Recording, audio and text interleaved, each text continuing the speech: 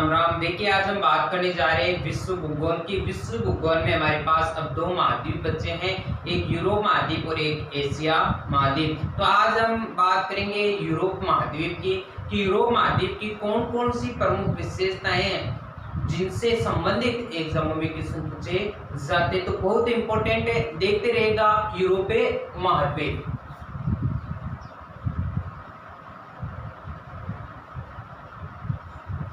इस यूरोप महाद्वीप की बात करें तो सबसे पहले क्षेत्रफल की दृष्टि से विश्व का कौन सा नंबर का ये महाद्वीप है और जनसंख्या की दृष्टि से कौन सा नंबर का ये महाद्वीप है। तो ये बातें आपको ध्यान रखनी है, प्रत्येक महाद्वीप से संबंधित ये दो बातें आपको याद रखनी है, बहुत इंपॉर्टेंट है। तो देखिएगा यूरोप महाद्वीप की बात करें,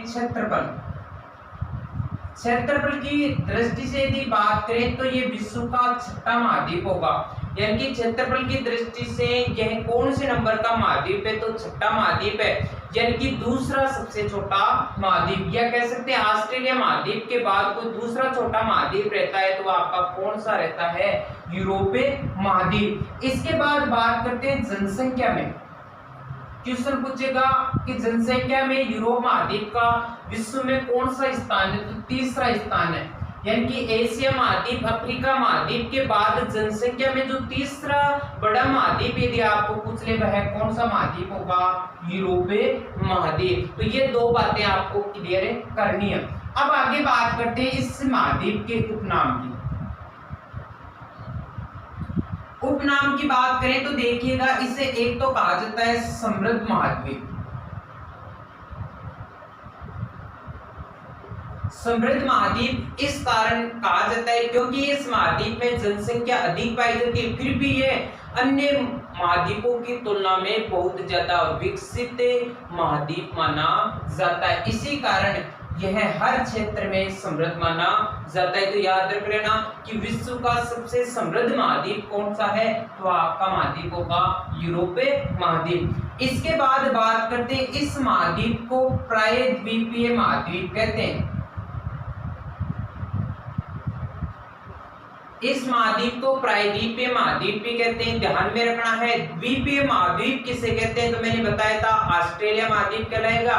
और आगे बढ़ेंगे हम एशिया महाद्वीप को कहलाता है महाद्वीपों का महाद्वीप। तो ये तीन बातें आपको ध्यान में रखनी है कि द्वीपीय महाद्वीप कौन सा महाद्वीप, ऑस्ट्रेलिया महाद्वीप, प्रायद्वीपीय महाद्वीप यूरोप महाद्वीप, और महाद्वीपों का भी महाद्वीप कहलाता है तो एशिया महाद्वीप कहलाता है। अब देखिए प्रायद्वीप क्या होता है, सबसे पहले ये तो इंपॉर्टेंट बात है कि प्रायद्वीप क्या होता है। तो प्रायद्वीप वह भूभाग जो तीन ओर से जल से घिरा हो वही क्या कहलाएगा, आपका प्रायद्वीप।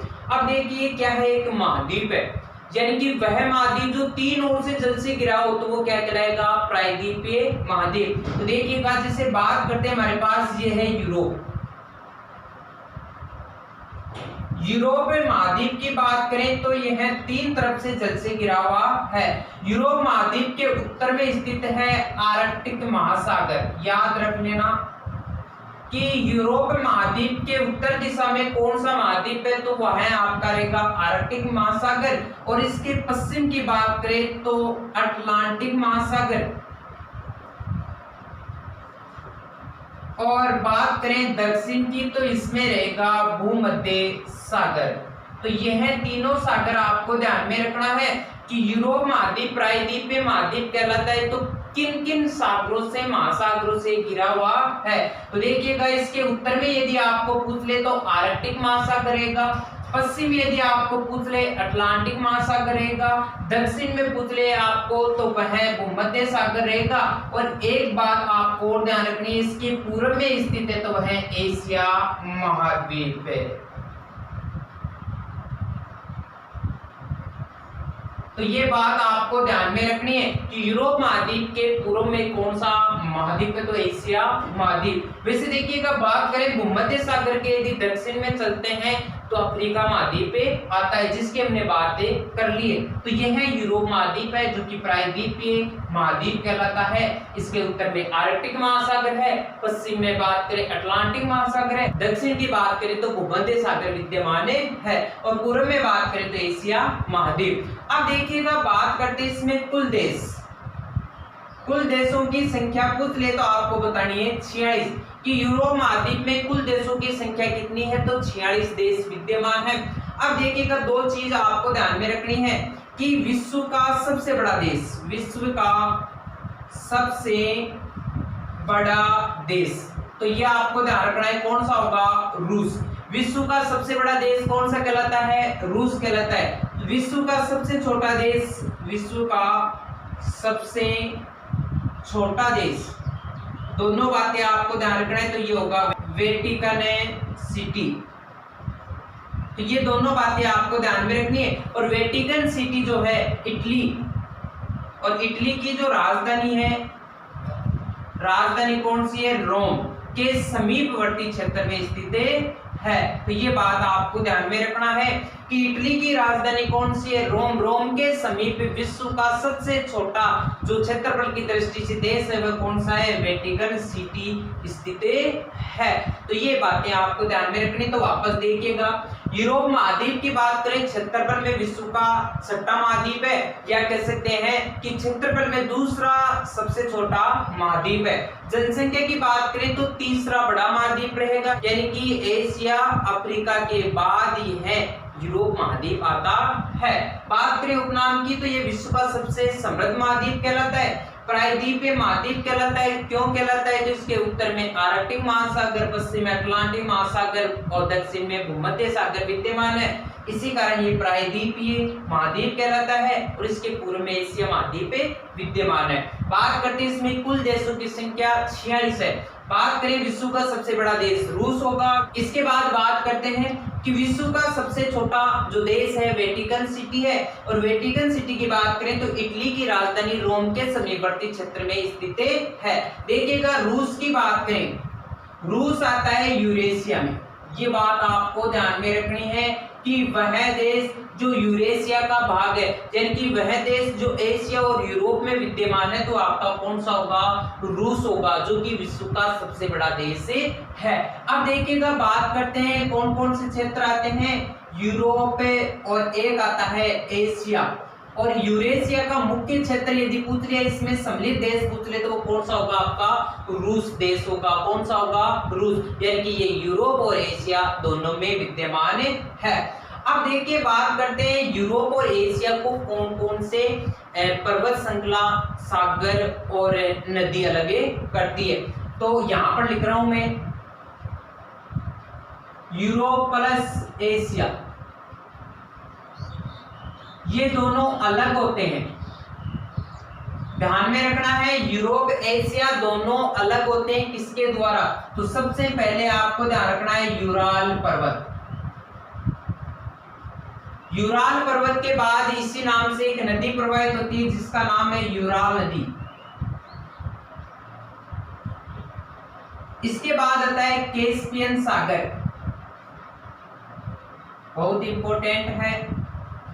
इसके बाद आता है काला सागर, और एक ध्यान रखना है जिस पर्वत श्रृंखला का नाम है वह है काकेशस पर्वत।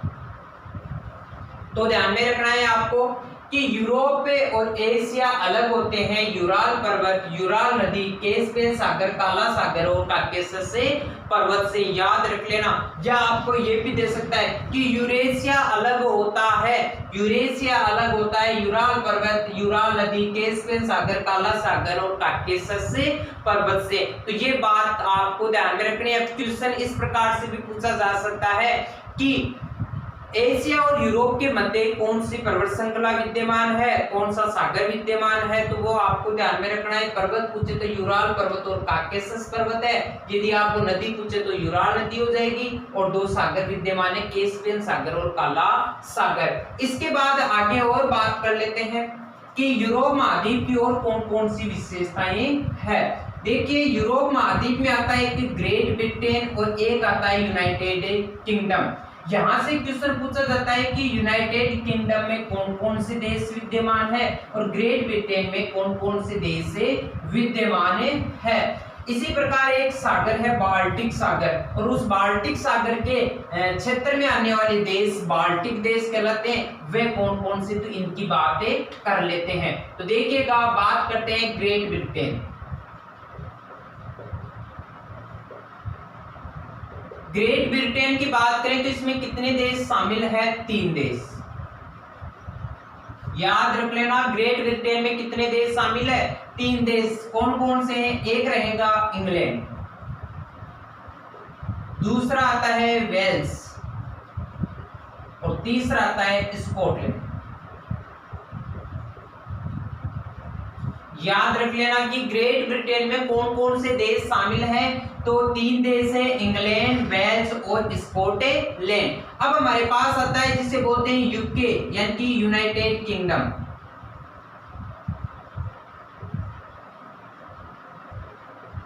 यूनाइटेड किंगडम की बात करें तो ध्यान में रखना है आपको, या तो आ सकता है ऑप्शन में ग्रेट ब्रिटेन, या ग्रेट ब्रिटेन के 3 देश हैं, इंग्लैंड, वेल्स, स्कॉटलैंड। इनमें यदि उत्तरी आयरलैंड का क्षेत्र जोड़ दे,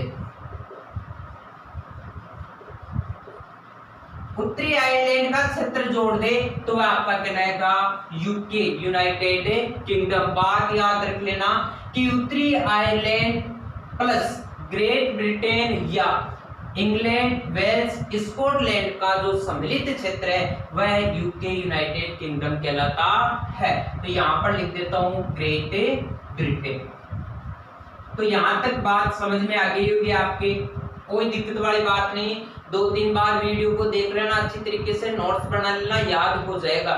ठीक है, इसके बाद बात करते, मैंने बताया बाल्टिक सागर, और इस सागर में स्थित देश तो सागरीय देश। बाल्टिक सागरीय देश कौन कौन से कहलाते हैं? तो देखिएगा, बात करते हैं, इसमें आएगा एक तो एस्टोनिया। याद रख लेना, इसमें भी 3 देश सम्मिलित है, एस्टोनिया है। एक रहेगा इसमें लाटविया। कौन सा होगा? लाटविया। एक इसमें आता है जिसे बोला जाता है लिथुआनिया। तो देखिएगा, बात करें बाल्टिक देश या बाल्टिक सागरीय देश कौन कौन से हैं, तो एस्टोनिया है, लाटविया है और कौन सा है आपका? लिथुआनिया। यह 3 देश बाल्टिक सागरीय देश या बाल्टिक देश कहलाते हैं। याद रख लेना। इससे संबंधित देखो, बाल्टिक सागर से संबंधित क्वेश्चन पूछा गया है, पिछला जो एग्जाम लगा है आरएसपी का, उसमें भी पूछा गया है कि उत्तरी सागर व बाल्टिक सागर को जोड़ने वाली नहर कौन सी है। तो देखिएगा, बात करते हैं उत्तरी सागर। ये लो उत्तरी सागर और ये है आपका बाल्टिक सागर। इन दोनों को जोड़ने का कार्य करती है, उस नहर का नाम है कील नहर। याद रख लेना कि उत्तरी सागर व बाल्टिक सागर को जोड़ने का कार्य करती है, तो वह रहेगी आपकी कील नहर। कील नहर कहां पर स्थित है? तो यह जर्मनी में स्थित है। कील नहर कहां पर स्थित है? जर्मनी में स्थित है। ध्यान में रखना है आपको, मैंने पढ़ा दिया है स्वेज नहर और पनामा नहर, तो ये दोनों नहरें भी आपको ध्यान में रखनी है। तो देखिएगा, कील नहर की बात करें तो यह उत्तरी सागर व बाल्टिक सागर को जोड़ने का कार्य करती है, और कील नहर कहां पर स्थित है? आपकी जर्मनी में स्थित है। तो यह बातें भी ध्यान में रखना है। अब देखिए, आगे चलते हैं, कुछ और महत्वपूर्ण बातें हमारे पास। मैंने बताया था कि सर्वाधिक जो फ्योर्ड तट पाए जाते हैं, वह पाए जाते हैं नॉर्वे। ये बात मैंने कब बताई थी? जब हमने दक्षिणी अमेरिका महाद्वीप पढ़ा था और उसमें चिली देश पढ़ा था, तो उसकी बात बताई थी मैंने कि चिली भी फ्योर्ड तट का निर्माण करता है हमारे मेरुदंड के समान, यानी कि यह सागरीय देश होते हैं जो मेरुदंड के समान दिखाई देते हैं। तो देखिएगा, बात करते हैं सर्वाधिक फ्योर्ड तट वाला देश, जिसे बोलते हैं फ्योर्ड तट का देश। तो देखिएगा, फ्योर्ड तट का देश,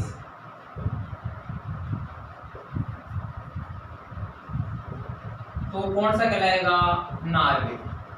याद रख लेना, फ्योर्ड तट का देश कहलाता है तो वो आपका कौन सा कहलाता है? नॉर्वे कहलाता है। और फ्योर्ड तट कैसा होता है? तो ये मेरुदंड के समान होता है।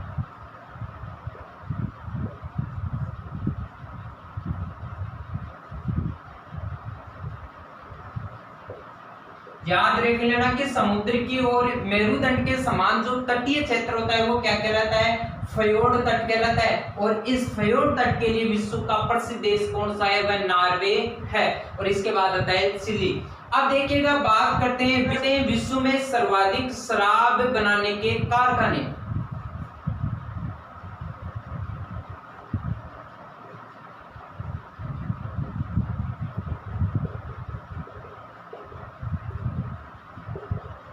कारखाने यदि आपको पूछ ले तो वह बताना है स्कॉटलैंड। कौन सा देश रहेगा, स्कॉटलैंड। जैसे कि राजस्थान में भी कहलाता है कि राजस्थान का स्कॉटलैंड किसे कहते हैं, तो अलवर कहलाता है। यानी कि राजस्थान में सर्वाधिक शराब बनाने के जो कारखाने स्थित है वह आपके अलवर में स्थित है, इसी कारण से राजस्थान का स्कॉटलैंड कहते हैं। तो विश्व में सर्वाधिक शराब बनाने के कारखाने स्थित है स्कॉटलैंड में। इसके बाद बात करते हैं विश्व में सर्वाधिक शराब उत्पादन करने वाला देश। ये बात भी आपको ध्यान में रखनी है कि विश्व में सर्वाधिक शराब उत्पादन करने वाला देश कौन सा है, तो होगा फ्रांस।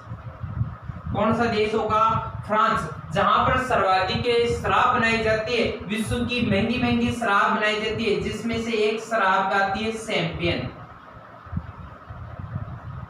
ध्यान में रखना है कि शैंपेन जो शराब बनाई जाती है वो कहां पर बनाई जाती है, फ्रांस में बनाई जाती है। और विश्व की सर्वाधिक शराब, महंगी महंगी जो शराब बनाई जाती है वो कहां पर बनाई जाती है, फ्रांस में। इसी कारण ध्यान में रखना है फ्रांस को वाइन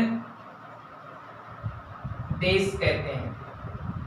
मेन चीज ध्यान रखना है कि वाइन देश किसे कहते हैं, यानी कि शराब का देश किसे कहते हैं, तो वो कहलाता है आपका फ्रांस। तो ये बात भी आपको ध्यान में रखनी है। अब देखिएगा वापस से एक बार बात कर लेते हैं फ्योर्ड तट का देश नॉर्वे। एक चीज और ध्यान रखना है, नॉर्वे मध्य रात्रि सूर्य का देश कहलाता है। मध्य रात्रि सूर्य का देश कौन सा कहलाता है, तो आपका नॉर्वे कहलाता है। और नॉर्वे में ध्यान रखना है जो फ्योर्ड तट है वो मेरुदंड के समान स्थित है, इसी कारण से नॉर्वे को फ्योर्ड तट का देश कहते हैं।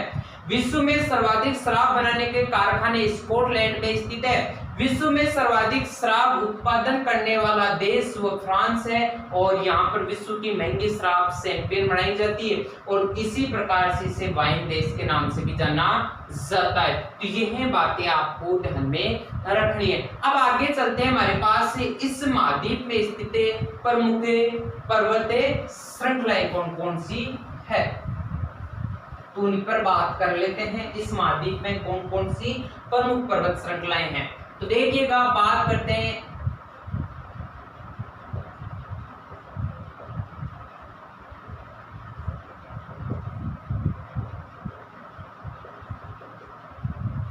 सबसे पहले हमारे पास है काकेशस।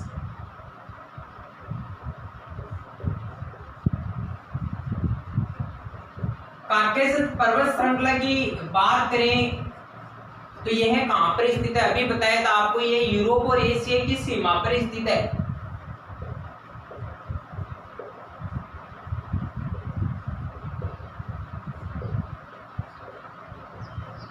यह यूरोप और एशिया की सीमा पर स्थित होने के साथ साथ ये यूरोप और एशिया को क्या करती है, अलग करती है। इसकी बात करें तो यह सर्वाधिक रूस में स्थित है। अब रूस में किस प्रकार से स्थित है, तो आपको भी पता है क्योंकि रूस दोनों ही महाद्वीपों में आता है, यूरोप और एशिया में। ध्यान में रखना है कि वह देश जो यूरोप और एशिया दोनों में स्थित है, यानी कि वह देश जो यूरेशिया का क्षेत्र कहलाता है, तो आपका रूस कहलाएगा, याद रख लेना। और इस रूस में आपके काकेशस पर्वत श्रृंखला स्थित है। और इसी रूस में ध्यान रखना है काकेशस पर्वत श्रृंखला का सर्वोच्च शिखर, सर्वोच्च शिखर की बात करें तो उसका नाम आपको ध्यान रखना है माउंट एलब्रुज। याद रख लेना कि काकेशस पर्वत का सर्वोच्च शिखर कौन सा है, तो माउंट एलब्रुज होगा। और यही आपके इस यूरोप महाद्वीप का सर्वोच्च शिखर रहेगा। यूरोप महाद्वीप का सर्वोच्च शिखर रहेगा या सर्वोच्च पर्वत चोटी।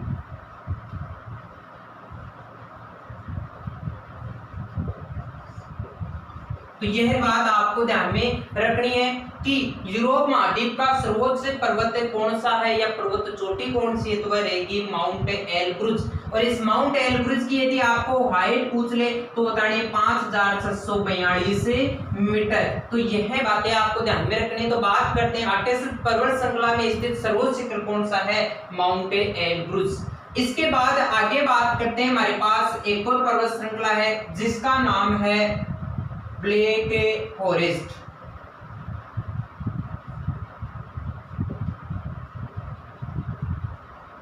पर्वतीय श्रृंखला, ब्लैक फॉरेस्ट पर्वत श्रृंखला की बात करें तो यह स्थित है जर्मनी में।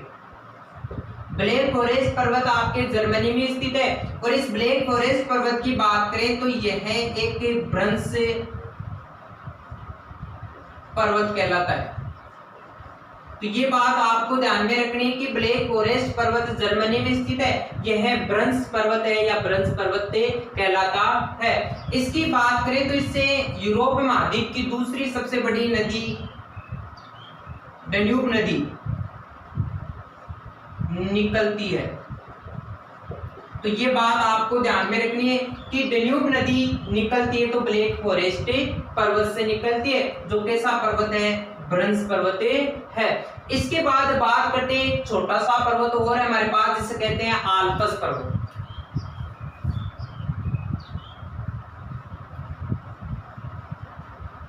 आल्प्स पर्वत कहां पर स्थित है, तो वैसे ध्यान रखना है ये इटली और फ्रांस की सीमा पर है।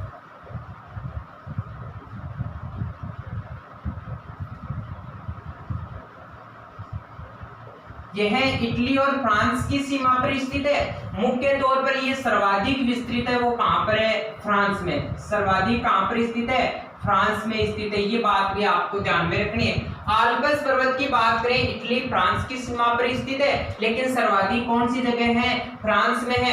इसका सर्वोच्च शिखर आपको ध्यान रखना है जिसका नाम है माउंट ब्लैंक।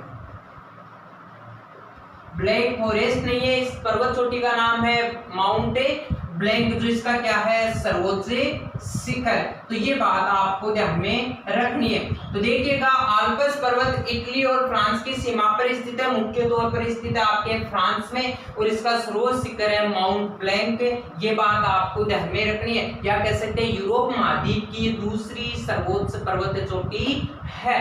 अब एक पर्वत और है, आपको बता भी दिया, यूराल पर्वत।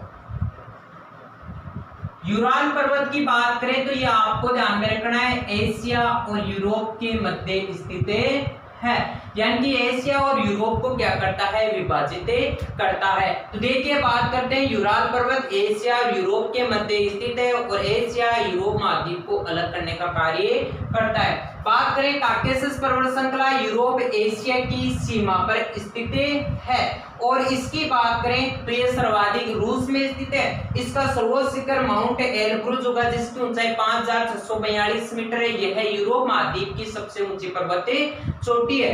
इसके बाद बात करें ब्लैक फॉरेस्ट पर्वत, ये जर्मनी में स्थित है और इसे ब्रंश पर्वत कहते हैं, और इससे ड्यूनब नदी निकलती है जो कि यूरोप महाद्वीप की दूसरी सबसे लंबी नदी मानी जाती है। बात करें आल्प्स पर्वत इटली फ्रांस की सीमा पर स्थित है, इसकी सबसे ऊंची पर्वत चोटी माउंट ब्लैंक है। यह यूरोप महाद्वीप की दूसरी सबसे ऊंची पर्वत चोटी है। आल्प्स पर्वत सर्वाधिक कहां पर स्थित है, तो फ्रांस में स्थित है। तो ये कुछ बातें हैं यूरोप महाद्वीप से संबंधित, ये बातें आपको ध्यान में रखनी है। और अगली जो भी विशेषता है इसकी बच के वो अगले पार्ट में बात करेंगे, अगले वीडियो में बात करेंगे।